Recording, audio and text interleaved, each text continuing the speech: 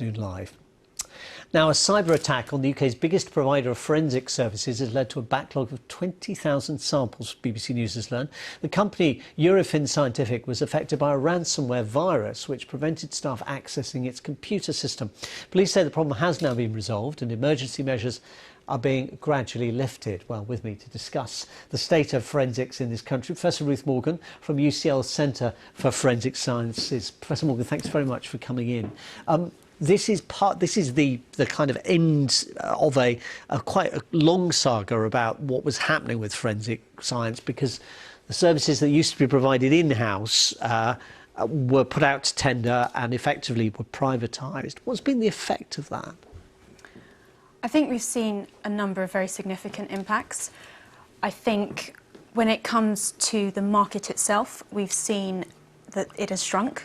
So it was about £120 million a year 10 years ago. It's now more like 55 million a year. We've also seen a lot of uncertainty creep into that market, which has led to issues in terms of sustainability of that market. So prices have been reduced in real terms.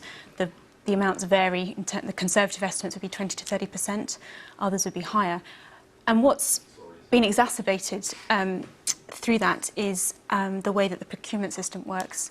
Increasingly, we're seeing that the way these services are procured is looking at the way providers can provide services with quicker turnaround times and the cost that they're going to provide that for over and above quality. Yeah, and I suppose that was one of the debates when the discussion was originally made about privatising forensic science services. And the government said, look, the whole point of having a market and a bit of competition among providers is that that will actually create some of these benefits. But presumably one of the disadvantages has been the limited number of providers, only one buyer, i.e. the police.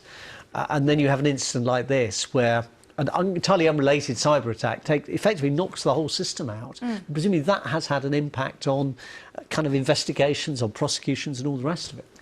It certainly has led to a shock in the system, and it's highlighted again that when a major provider is excluded from the market, that produces incredible capability and capacity issues that are very difficult to absorb within the current market as it stands. So is it fair to say that most police forces no longer have sort of in-house forensic science services? I think actually on the contrary, there's more of that market has gone in-house because of the sustained cuts that have been experienced across the board. So actually an awful lot of forensic science services are now given in-house, particularly fingerprinting and digital in some areas. So actually that's reduced the size of the market even more and made it even more unsustainable for the private providers to be able to enter that market. And the private providers then are really the people who you would, for example, a police force would send physical samples to and say, can you check this? Can you see if there are particular substances in it, or is any additional things that we can't just get from our forensic officers on the ground when they find a sample?